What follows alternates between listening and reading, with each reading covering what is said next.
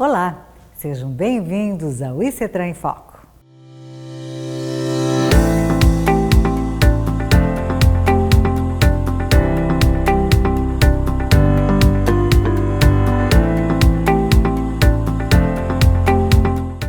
No vídeo de hoje vamos falar sobre o transporte terrestre de resíduos perigosos. A norma ABNT-NBR 13221 especifica os requisitos para o transporte terrestre de resíduos, de modo a evitar danos ao meio ambiente e a proteger a saúde pública. Esta norma se aplica ao transporte terrestre de resíduos, conforme classificados na Portaria número 204 do Ministério da Infraestrutura, antigo Ministério dos Transportes, inclusive aqueles materiais que possam ser reaproveitados, reciclados ou reprocessados. Aplica-se esta norma também aos resíduos perigosos, segundo a definição da Convenção da Basileia, adotada pelo Brasil em 30 de dezembro de 2019. No caso de manuseio e destinação adequada de resíduos, deve ser verificada a classificação discriminada na NBR 10004. No caso de armazenamento de resíduos perigosos, deve ser verificada a NBR 12235.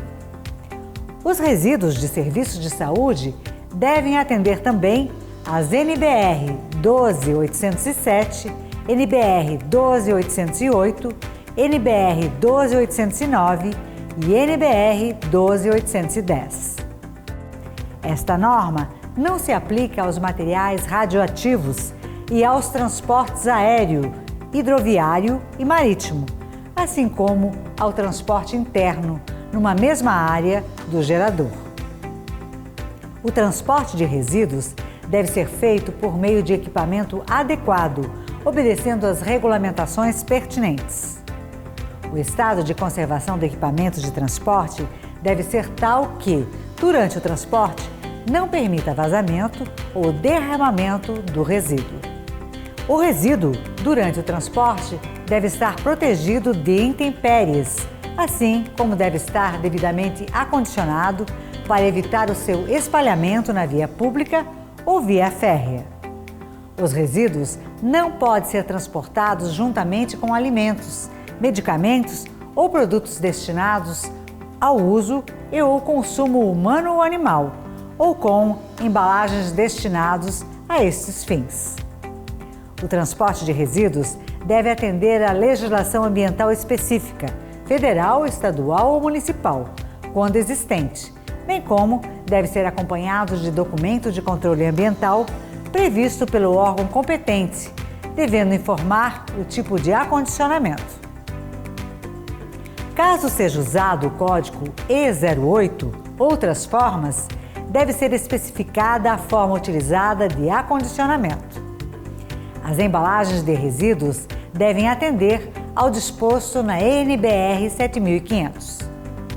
A descontaminação dos equipamentos de transporte deve ser de responsabilidade do gerador e deve ser realizada em locais e sistemas previamente autorizados pelo órgão de controle ambiental competente.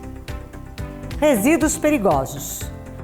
Todo o transporte por meio terrestre de resíduos perigosos deve obedecer ao Decreto número 96044, a Portaria número 204 do Ministério da Infraestrutura e as NBRs 7500, 7501, 7503 e 9735. A classificação do resíduo deve atender à Portaria número 204 do Ministério da Infraestrutura, de acordo com as exigências prescritas para a classe ou subclasse apropriada, considerando os respectivos riscos e critérios, devendo enquadrá-los nas designações genéricas. Porém, se o resíduo não se enquadrar em nenhum dos critérios estabelecidos, mas apresentar algum tipo de risco abrangido pela Convenção da Basileia, deve ser transportado como pertencente à classe 9. Os resíduos perigosos devem ser transportados obedecendo aos critérios de compatibilidade, conforme a NBR 14619. Quando não houver legislação ambiental específica para o transporte de resíduos perigosos, o gerador do resíduo deve emitir documento de controle de resíduo com as seguintes informações.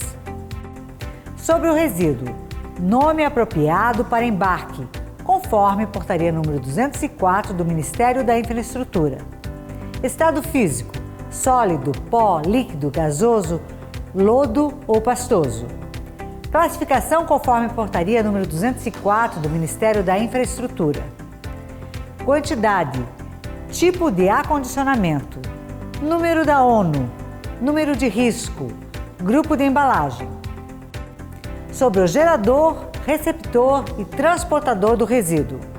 Atividade, razão social, endereço, telefone e e-mail. Nome das pessoas com respectivos números de telefone a serem contactadas em caso de emergência.